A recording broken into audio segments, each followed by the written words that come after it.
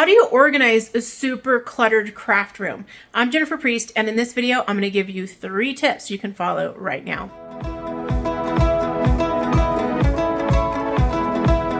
The first thing you want to do is clear off a space. This is a space you can work in and where you can do your organizing. So if all your tables look like this, you got to clean off at least one so you have a place to work.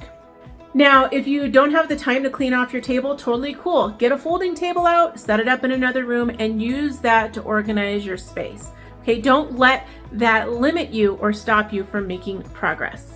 Next, you'll want to prioritize your tools. These are the tools that I use the most, so I want to put them in a prominent place, like on my tabletop. The less you use a tool, the less accessible it needs to be. So if you only use a tool once a year, you might want to put it in a place that's harder to get to, like how I have my Cricut stuff up in the top of my closet. The final step is you're going to want to purge. Most of the time our stuff doesn't fit in our craft space because we have too much.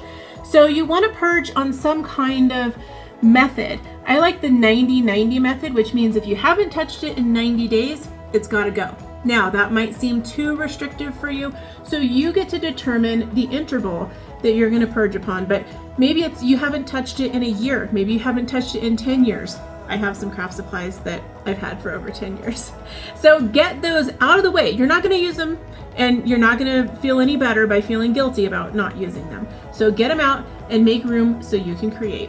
Thank you so much for watching this video. I'd love to know what your opinions are. If you had any experience with this, let me know your thoughts down in the comments. And if you haven't yet subscribed to my channel, subscribe here to SmartFunDIY and get more smart, fun DIY ideas from me, Jennifer Priest. I'll see you again soon. Bye.